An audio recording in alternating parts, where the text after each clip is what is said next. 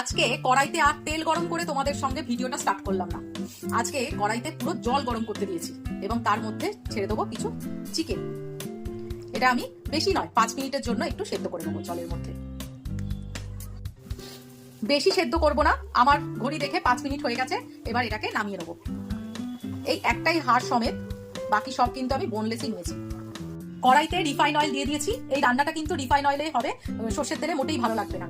যে চিকেনগুলো বার করে রেখে দিয়েছিলাম কড়াই থেকে সেদ্ধ করে, সেইগুলোকে একটু হাত দিয়ে, আমি হাত দিয়ে ছাড়াইনি, ফোক দিয়ে ছাড়িয়েছি, তোমরা হাত দিয়েও ছাড়াতে পারবে, কোনো অসুবিধা নেই। এরকম একটু ছেঁড়া ছেঁড়া মতো ছাড়াবে। এই পাশে একটা পেস্ট করে নেবো। কাঁচা লঙ্কা, পেঁয়াজ আমি মাঝারি সাইজের 2টো নিয়েছি, কিছুটা আদা, আর আদার থেকে একটু বেশি রসুন নিয়েছি।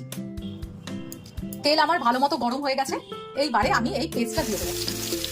কোনো হলুদ দেবো না এতে, জাস্ট এইটা দিয়ে একটু ভালো করে কষে নেব। এইবারে এই মিক্সিং জারে আমি আর একটা পেস্ট করে নেব। কিছুটা কাজু বাদাম দেবো, সামান্য একটু পোস্ত দেবো।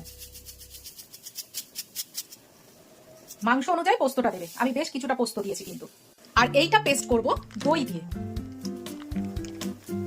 মশলাটা এদিকে কষা হচ্ছে, এর মধ্যেই আমি সামান্য রোস্টেড জিরে দিয়ে দেবো আর সামান্য কাশ্মীরি লঙ্কার গুঁড়ো দেবো।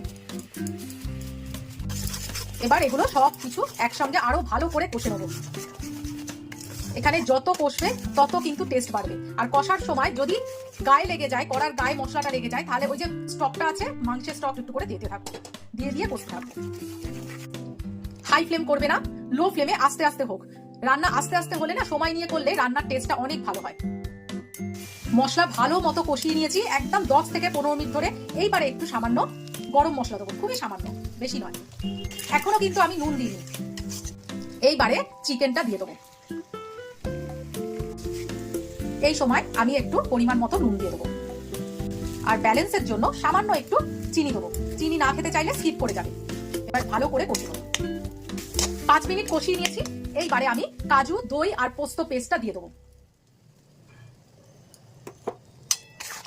এটাকেও আমি 5 মিনিট কষিয়ে নেবো। কালারটা ক্যামেরায় কতটা আসছে ভালো আমি বুঝতে পারছি না, কিন্তু আমার চোখের দৃষ্টিতে দারুণ কালার এসছে। এবারে মিক্সির বাটি ধোয়া যে কাজুর পেস্টটা লেগেছিল সেইটা ধুয়ে দিয়ে দিলাম, আর চিকেন স্টক যেটা বাকি ছিল সেইটাও দিয়ে দিলাম। আর কোনো জল দেবো না। এবার জাস্ট একটু হালকা ঢাকা দিয়ে দেবো আর লো ফ্লেমে হতে দেবো। রান্নাটা আমার শেষের দিকে। এইবারে আমি সামান্য একটু বাটার দিয়ে দেবো। বাটারটা ভালোভাবে মেল্ট হয়ে যাবে। এর মধ্যে আমি দিয়ে দেবো, এই দেখো, ফ্রেশ ক্রিম। ক্রিম ছাড়া কিন্তু ভর্তা একদম অসম্পূর্ণ। এটাকে স্কিপ করলে কিন্তু হবে না। যদি ক্রিম না থাকে বাড়িতে, ওই দুধের সর একটু ফেটিয়ে নিয়ে তারপরে দেবে, কিন্তু দিতে হবে। ভালো জিনিস খেতে গেলে কিন্তু এইসব একটু দিতেই হবে। আর আমি যেটা বানাচ্ছি সেটা সম্পূর্ণ কিন্তু ধাবা স্টাইলের চিকেন ভর্তা বানাচ্ছি, তার জন্য একটু এইসব দিতেই হবে। আচ্ছা, ক্যামেরায় কি তোমাদের পুরো কালারটা দেখাতে পাচ্ছি? এটা না পুরো ধাবা স্টাইলের, পাঞ্জাবি ধাবা স্টাইলের একেবারে চিকেন ভর্তা করেছি। একদম অন্তিম পর্যায়ে চলে এসেছি রান্নার। এইবারে আমি কাসুরি মেথি রোস্টেড করে দিয়ে দিয়েছি।